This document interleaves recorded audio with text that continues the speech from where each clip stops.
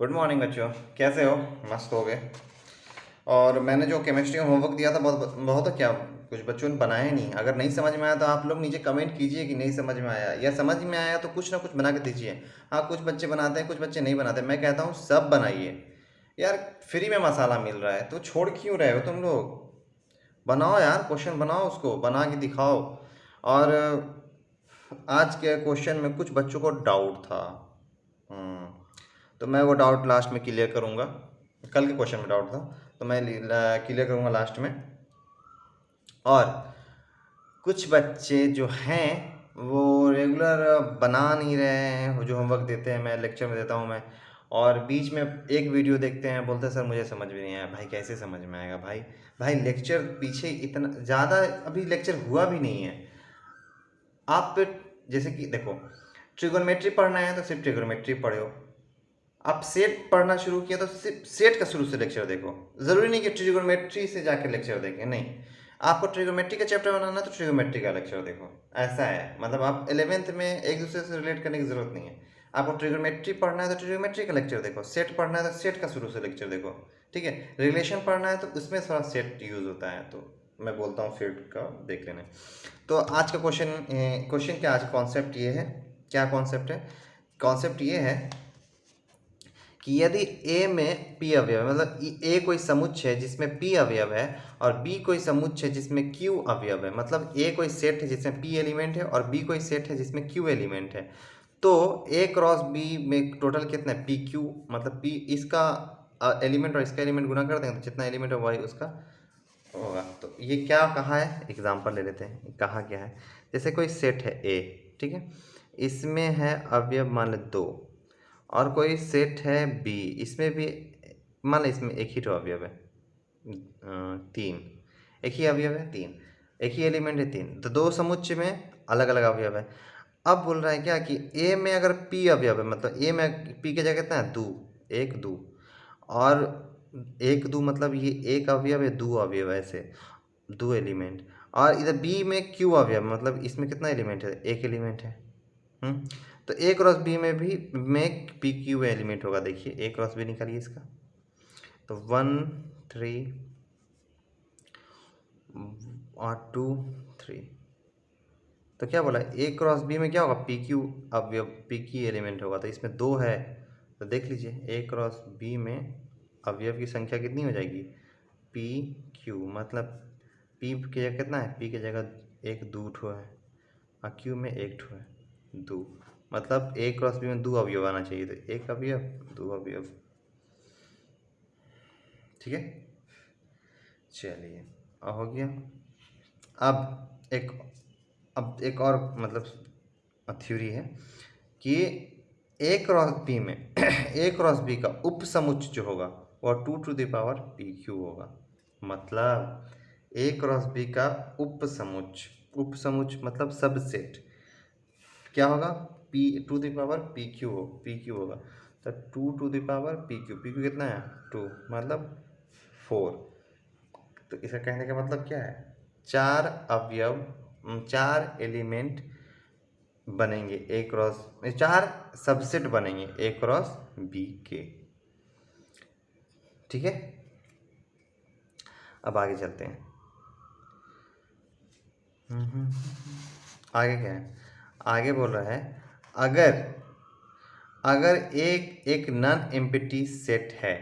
क्या है non empty set? मतलब एक कोई सेट है जिसमें एलिमेंट है। ये दोनों बच्चों समझ में आ गया ना? पी क्यू मतलब एलिमेंट, टोटल एलिमेंट की संख्या, 2 to the power p q मतलब टोटल सबसेट की संख्या। ठीक है, अब अगला क्वेश्चन क्या है कि थ्योरी क्या है कि अगर ए एक नॉन एम्प्टी सेट है, मतलब ए है इसमें कोई एलिमेंट है, तो ए क्रॉस ए का हर उप समुच्चय बाइनरी रिलेशन का सिंपल रिलेशन होगा। ये कहने का मतलब ये है, मैं ये इसमें जो ये अगला थ्योरी है ना, इसमें ये बताना चाह रहा हूँ, ये बाइनरी रिलेशन आपको एनसीईआरटी के बुक में नहीं दिया है। ठीक है, एनसीईआरटी बुक में दिया ही नहीं है, लेकिन इसके बेसिस पे क्वेश्चन पूछ देता है एग्जाम में। तो जो बच्चे एनसीईआरटी फॉलो करते हैं ना, तो वो फंस सकते हैं यहाँ पे। यही मैं बोलता हूँ कि जब मैं कॉन्सेप्ट बताता हूँ उसको वह लिख लिया कीजिए, अगर लिखना है तो लिख लिया कीजिए। तो यहाँ पे क्या हो रहा है ना कि बाइनरी रिलेशन के बारे में बता रहा हूँ। बाइनरी रिलेशन क्या होता है? जब कोई एक समुच्चय होता है, जब कोई एक सेट होता है, वो खुद से रिलेशन बनाता है। मतलब कोई सेट है, ये खुद से रिलेशन जब बनाता है तो इसी को कहते हैं क्या? Binary set. ठीक है, इसी को कहते हैं क्या? Binary set. तो एग्जांपल देख लेते हैं कि a इज इक्वल टू अगर दिया हुआ है 1 2 3 4 5, ठीक है, और मैं क्वेश्चन दूसरा के, अच्छा यहाँ पर 3 तक दिया है, और R कोई सेट है बनाया हुआ पहले से, जो 1 2 2 2 3 1 2 2 2 3 1 और लास्ट में 3 2। तो इसको क्या बोला है ना, क्वेश्चन था ये, तो इसको क्या बोला है ना कि प्रूफ कीजिए कि ये बाइनरी रिलेशन है ए के साथ। तो अभी क्या मैंने डिफिनेशन बनाया बाइनरी रिलेशन का कि ए क्रॉस ए क्या होता है? बाइनरी रिलेशन होता है। तो ए क्रॉस ए मैं ऐसे नहीं बता देता हूँ, ये कैसे प्रूफ कैसे करना है कि ये इसका बाइनरी रिलेशन है, ये इसका बाइनरी रिलेशन है, उसका सबसेट है। ठीक है, तो कैसे करेंगे, कैसे सोचेंगे इसको, तो हम लोग देखेंगे। तो इसका ये बाइनरी रिलेशन मतलब R जो होगा सबसेट होगा ए क्रॉस ए का। देखिए ध्यान नहीं दीजिएगा, नहीं समझ में आएगा। मैं जो बता रहा हूँ गौर से कीजिए, एकदम गौर से सुनिए। नए हैं सब्सक्राइब कीजिए लाइक कीजिए और सुनिए। क्या होता है ना कि बहुत बार लगातार मैं बोलता रहता हूँ तो आप लोग को बोरिंग फील होती है। अरे भाई क्या करूँ मैं, मतलब दिमाग लगाना पड़ेगा। मैथ पढ़ रहे हो आप, और जो मैथ वही लेते हैं जो इंटरेस्टेड होते हैं मैथ लेने में, फ्यूचर में सोचते हैं कि ये करूँगा वो करूँगा। ठीक है, तो नींद से जागो, सोचो। यहाँ पे मैं बता रहा हूँ जो ध्यान से सुनो कि किसी भी सेट का जो बाइनरी रिलेशन होगा वो खुद के साथ बनाया गया रिलेशन होता है। मतलब ए है तो ए क्रॉस ए, यहाँ पे ए क्या है 1 2 3, और आर क्या है, एक ठो रिलेशन पहले से दे दिया है। तो प्रूफ करना है कि ये जो आया है रिलेशन में, ये इसके ए के साथ संबंध रखता है। तो ए के साथ संबंध कब रखेगा? जब ये इसका बाइनरी के साथ सबसेट होगा। तो ए क्रॉस ए मन मन निकाल लो कि 1 2 3 को 1 2 3 के साथ। अच्छा, अभी जो मैंने ऊपर बताया था कितना अवयव बनेगा पी क्यू, तो इसमें कितना अवयव बनेगा? एकदम पॉज कीजिए और सोचिए तो कितना अवयव बनेगा, कितना बनेगा? 3 इसमें 3 इसमें, 3 तिया 9, 9 अवयव बनेगा, 9 एलिमेंट बनेगा। समझे? तो 1 1 1 2 1 3 2 2 2 1 2 2 2 3, फिर 3 1 3 2 3 3। कितना हो गया? देखिए 3 3 6 3 9। अरे सारा फार्मूला तो सही है। ठीक है, अब चलिए, अब क्या करना है? तो निकालना है सर आर इसका सबसेट है क्या? तो देखिए, तो आर में जितना भी है, जैसे 4 एलिमेंट है, क्या इसमें से किसी में मिल रहा है? ओके सर, 1 2 क्या इसमें है कहीं? हाँ सर है। 2 2 इसमें है कहीं? हाँ सर है। 3 1 इसमें है कहीं? हाँ सर है। 3 2 इसमें है क्या? हाँ सर है। मतलब प्रूफ हो गया कि आर सबसेट है ए क्रॉस ए का। सॉरी, प्रूफ, ये प्रूफ करना था। समझ में आ गया? चलिए अगला क्वेश्चन नहीं, अगला थ्योरी। अब कौन सा थ्योरी है? अब पढ़ना है हम लोग को इनवर्स रिलेशन। ठीक है, एक क्वेश्चन दूं, बनाइएगा। अच्छा पहले पढ़ लेते हैं इनवर्स रिलेशन क्या, तो उसके बाद लास्ट में तो क्वेश्चन डिस्कस करना है।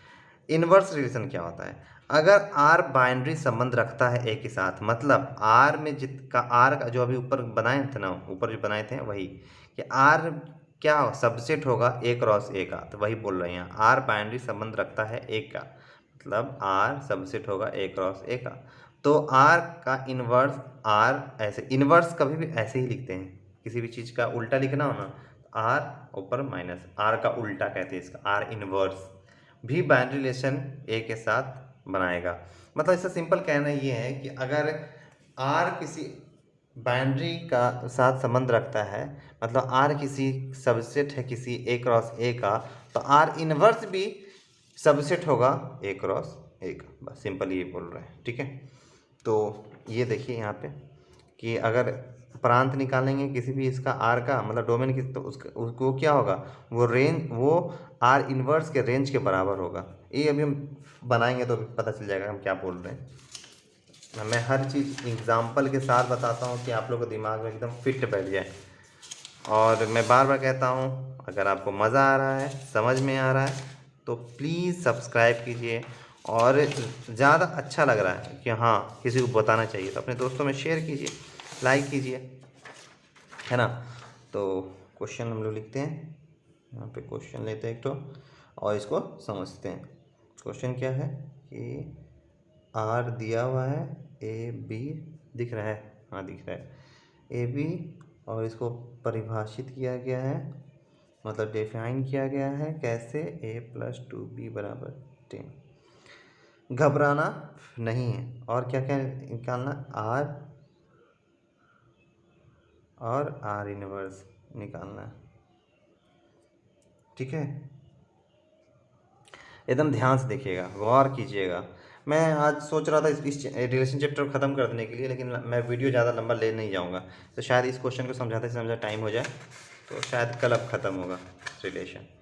चलिए, तो देखिए क्या बोल रहा है, इसके ऊपर भी कुछ बताया है क्या? हाँ, इसके ऊपर भी एक दिया है कि ये बोला है क्या कि ए जो है, ए एक से लेकर 10 तक प्राकृत संख्या का समुच्चय है। मतलब ए जो है, ए सेट जो है वो क्या है, ए सेट जो है नेचुरल नंबर है, मतलब प्राकृत संख्या का समुच्चय। मतलब तो यहाँ ए को हम लोग लिख लेंगे, कहाँ से कहाँ तक, 1 से लेकर 10 तक, 1 2 3 4 5 6 7 8 9 10। ए कहाँ से कहाँ तक है, ए जो है 1 से लेकर 10 तक प्राकृतिक संख्या का क्या है, समुच्चय, सेट है, ठीक है। अब हम लोग को क्या दिया गया है, डिफाइन क्या किया गया है सर, डिफाइन किया गया है कि ए प्लस 2b इक्वल टू 10। मतलब कहने का इसका अर्थ ये है कि ये ए बी है, ए बी यहाँ पे एकदम, ये पॉइंट आप लोग बहुत मिस करते हैं। मैं जब भी बताता हूँ ये पॉइंट छोड़ देते हैं आप लोग, ये एकदम ध्यान से दीजिए। ए बी, एक्स एक्सिस पे ए है, वाई एक्सिस पे बी है, एकदम ध्यान दें। तो मतलब क्या रहा है, ए प्लस 2b, और एकदम ध्यान दीजिए भाई, एकदम ध्यान। आर क्या है, आर है सर सबसेट ए क्रॉस ए का, एकदम ध्यान से। आर क्या है, आर है सबसेट ए क्रॉस ए का। तो अब आप बताइए 1 2 3 4 5 6 7 8 9 10 10 को 10 से अच्छा इसका कितना टोटल एलिमेंट होगा, ए क्रॉस ए का टोटल एलिमेंट कितना होगा, ए क्रॉस ए का टोटल एलिमेंट कितना होगा, अभी पढ़ा है ना, P इंटू क्यू। तो ए क्रॉस ए का है, मतलब 10 गुने 10 बराबर 100। तो अब आप लोग 1 1 1 2 1 3 1 4 1 5 1 6, मतलब ऐसे ऐसे 100 बार तो लिखने नहीं जाइएगा, नहीं जाइएगा। तो निर्माण विधि मतलब सेट बिल्डर फॉर्म में समझना पड़ता है, तो समझिए।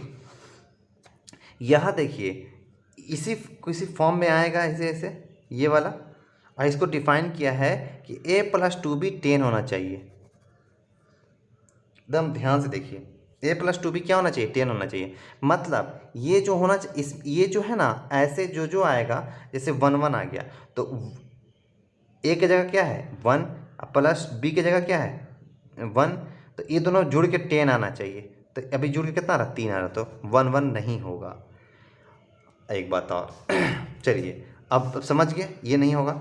अब यहाँ पे ट्रिक कैसे लगाएंगे, ट्रिक समझिए कि ए प्लस 2b 10 कैसे होगा सर, क्या हम तो 100 बार नहीं करने चाहेंगे, हाँ भाई बहुत बड़ा हो जाएगा। तो यहाँ पे देखेंगे कि ऑड प्लस ऑड क्या होता है, odd plus odd sir even होता है, इवन होता है, दिमाग लगाइए तो 3 + 3 क्या 9 आपका इवन है, सॉरी 6 इवन है, हाँ सर है, ओके। 3 + 1 इवन है, हाँ सर है, ओके। मतलब odd odd plus odd even होता है। अच्छा, यहाँ कहाँ से कहाँ तक है सर? यहाँ पे 1 से लेके टोटल 10 तक है। मतलब अगर हम लोग 1 + 2 × ऑड करते हैं, अब बताइए क्या ये दोनों जुड़ के इवन देगा? बताइए बताइए बताइए सर। अच्छा कोशिश करते हैं सर, 1 + 2 के जगह भी 1 लिख देते हैं। तो किसी, याद कीजिए एक डेफिनेशन होता है, किसी भी संख्या को 2 से मल्टीप्लाई करेंगे तो वो कौन संख्या बन जाएगा सर? वो इवन सम संख्या बन जाएगा। इवन को सम कहते हैं, ऑड को विषम। तो सर अगर किसी भी संख्या को 2 से मल्टीप्लाई करने पे वो सम संख्या बन जाता है, और सम संख्या और विषम संख्या मतलब इवन और ऑड का जोड़ कभी भी इवन नहीं होता है। ये आप लोग 10th क्लास में पढ़े होंगे। क्या क्या मैंने बताया अभी? इवन प्लस ऑड कभी नहीं होगा इवन, सम प्लस विषम कभी नहीं होगा सम।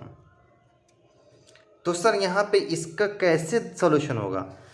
तो सम प्लस सम बराबर होता है सम। तो यहाँ पे हम लोग सब चूज़ कर लेंगे, जितना भी इसमें सम संख्या है सबको चूज़ कर लेंगे। मतलब 2 को, 4 को, 6 को, 8 को और 10 को करेंगे, नहीं बराबर 10 आना चाहिए, तो यही इतना करेंगे। तो चलिए इसी में पूरा दाल मुर्गी होगा। देखिए a + 2b बराबर कितना आना चाहिए? 10 आना चाहिए। तो देखिए a के जगह अगर हम 2 लेते हैं तो 2 के जगह कितना लीजिएगा आप कि 10 हो जाए बराबर करके। सर 2 लिख के देखिए ना, 2 दूना 4 2 6 नहीं है सर, 4 लीजिए। तो 4 दूना 8 2 10, मतलब एक ठो होगा a में, एक ठो हो जाएगा 2 और 4। ओके। अच्छा ये जो बन रहा है ये ए में होगा कि आर में होगा? आर में होगा। ए तो 100 गो है पहले से, आर ना निकालना है, आर का कंडीशन दिया है, 2 4 हो गया। फिर ए आप कितना लीजिएगा? ए सर अब 2 काम हो गया, 4 लीजिए, ठीक है ले लिया। अब बताइए यहाँ पे क्या लिखेंगे कि 10 हो जाए? पॉज कीजिए, दिमाग लगाइए। सर यहाँ पे 3 लिखिएगा ना तो ये 10 हो जाएगा। ओके, तो 3 दूना 6 4 10, मतलब आर जो है अब हो जाएगा कितना? आर हो जाएगा 4 और 3। अच्छा अब आगे कितना? 6 लीजिए ना सर, 6 2। अब यहाँ पे क्या लिखें कि ये 10 हो जाए सर? 2, ठीक है, 6 2। और कुछ है सर? 8। यहाँ पे क्या लिखें कि 10 हो जाए? 1 सर। अच्छा तो 8 1। और कुछ हुआ? नहीं सर 10 है। अब तो 10 को यहाँ लिखेंगे, अब प्लस 2 गुना 0, तो 0 तो यहाँ बोलिए ना रहा है, बोला प्राकृत संख्या, नेचुरल नंबर, तो 1 से शुरू होता है, ठीक है। तो ये वाला नहीं होगा। तो कितना आ गया हमारे पास टोटल आर में एलिमेंट? 1 2 3 4 ठो आ गया, ठीक है, निकल गया, आर आ गया। निकालना क्या क्या है? आर और आर इनवर्स, ठीक है। तो आर इनवर्स क्या हो जाएगा? अभी मैंने बताया आर इनवर्स क्या होता है। आर इनवर्स इसका ठीक उल्टा, मतलब अगर ये 2 पे है एक्स एक्सिस पे तो ये चल जाएगा वाई एक्सिस पे, मतलब 4 और 2 हो जाएगा। ये एक्स 4 एक्स एक्सिस पे और 3 वाई एक्सिस पे है तो 3 आ जाएगा एक्स एक्सिस पे, 4 वाई एक्सिस पे। यही होता है, ठीक उल्टा कर देना होता है। हो गया आर इनवर्स। अब कोई बोलेगा कि डोमेन निकालो, तो डोमेन निकाल दीजिए। डोमेन मतलब समझ रहे हैं? प्रांत। तो प्रांत इसका निकाल दीजिए। प्रांत क्या होगा? 2 4 6 8, 4 6 8। इसका परिसर का इन्वर्स? सर यही तो परिसर का इन्वर्स होता है, अभी तो बताएं कि रेंज इसी का इन्वर्स होगा, ठीक है। रेंज इसका परिसर निकालिएगा तो मतलब रेंज निकालिएगा तो रेंज क्या होता है? उधर वाला पार्ट। तो 4 3 2 1 2 1, इसी का इन्वर्स करेंगे तो डोमेन, डोमेन का इन्वर्स हो जाएगा यही। है ना। समझदार बच्चों। टाइम हो रहा है, चलिए हम लोग अब तो कल अब हम क्या चलेंगे होमवर्क पे। तो कल जो एक क्वेश्चन दिए थे ना, उस पे एक क्वेश्चन पे बच्चे लोग फंस गए थे। मैं वो क्वेश्चन अब डिस्कस करूँगा। नहीं, वो समझने वाला क्वेश्चन था, बहुत बच्चे फंस रहे थे उस क्वेश्चन में, तो मैं डायरेक्ट अब बताऊँगा उस क्वेश्चन को। क्वेश्चन ये था कि मैंने दिया था कि r बराबर था, डिफाइन किया हुआ एक्स वाई, जिसको परिभाषित किया गया था एलिमेंट है z का, और x square plus y square less than था 4। ठीक है, अब गौर कीजिएगा, मैंने सेट का जो पहला लेक्चर है ना, उसमें समझाया था ये सब के बारे में कि इसको अगर समझ लिए तो सेट समझना आसान। पहला ही लेक्चर मैंने समझाया, जब सेट का जो पहला लेक्चर था उसमें मैंने समझा दिया था कि जेड क्या होता है, डब्ल्यू क्या होता है, क्यू क्या होता है, आर क्या होता है, एन क्या होता है, जेड इनवर्स क्या होता है, जेड प्लस क्या होता है, सब मैंने पहला सेट में समझा रखा है। ठीक है, सेट का पहला लेक्चर में। तो ये क्या है, जेड मतलब माइनस इन्फिनिटी से इन्फिनिटी तक जितने नंबर हैं। अब ये क्या बोले सर, तो ये जाइए पहला लेक्चर आप वहाँ देखिए, आराम से समझ में आ जाएगा, नहीं तो मुझे फिर से पूरा रिपीट करना पड़ेगा। मतलब जेड मतलब कोई भी संख्या जो खाली पॉइंट में ना हो, -2 -3 -4 -5 0, इसको इंटीजर नंबर बोलते हैं। ठीक है, तो यहाँ कहना क्या है इसका, देखिए सबसे पहले मैं बताऊंगा कि गलती सब ने क्या क्या किया, वो मैं पहले बताता हूँ। X square plus y square less than equal to 4 था, तो बच्चों ने क्या किया, एक्स स्क्वायर इक्वल टू 4 लिख दिया। कैसे, क्यों, कैसे होगा ये?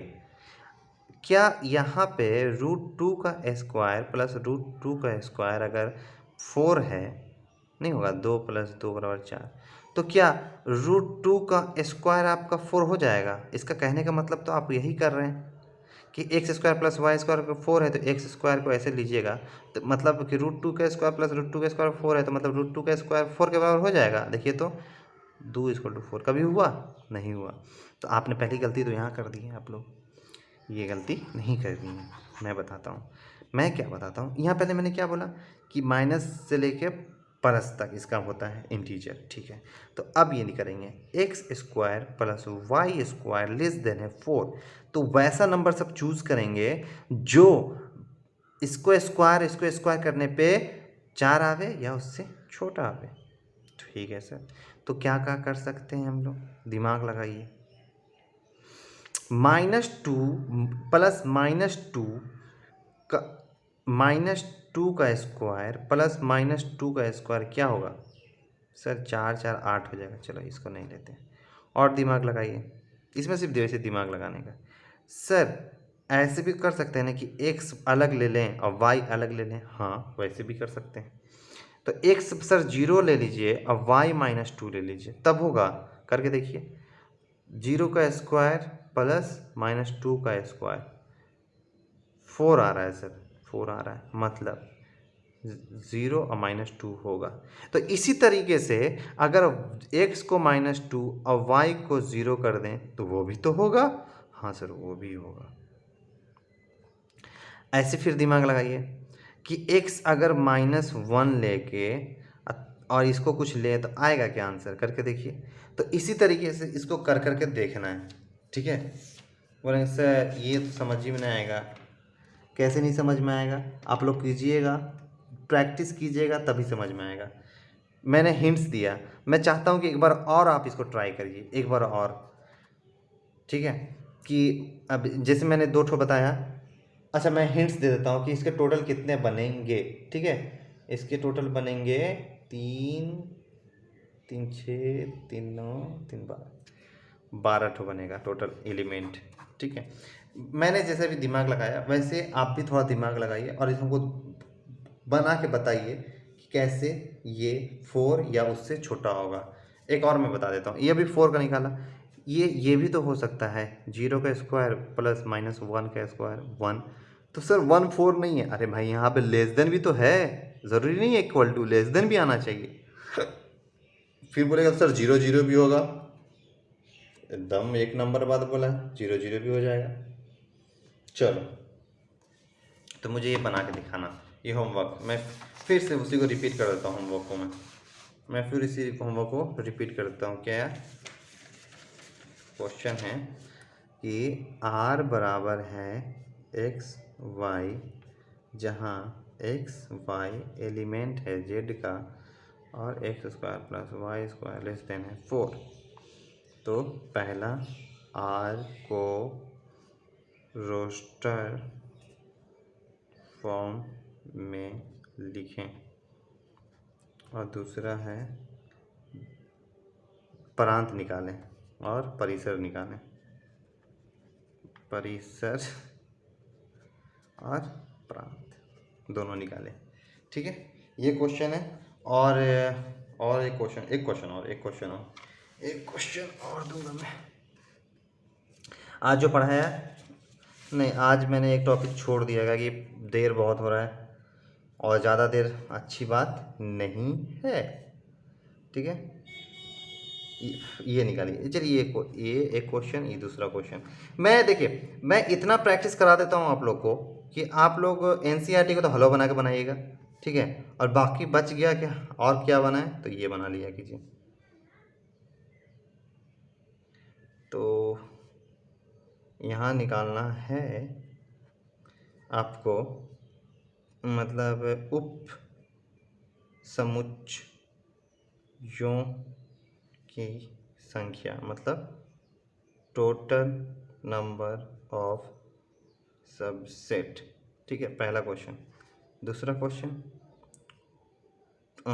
अवयवों की संख्या a क्रॉस b में, मतलब total number of element in a cross b। तो थैंक यू बच्चों, मज़ा आ रहा है। प्लीज़ सब्सक्राइब करेंगे। और अगर हम लोग का रिलेशन ख़त्म हो जाएगा तो हम लोग बढ़ेंगे फंक्शन में, फिर फंक्शन ख़त्म हो जाएगा तो हम लोग पढ़ेंगे कॉम्प्लेक्स नंबर, मैच्योर। तो मज़ा आएगा उसमें। ठीक है, थैंक यू।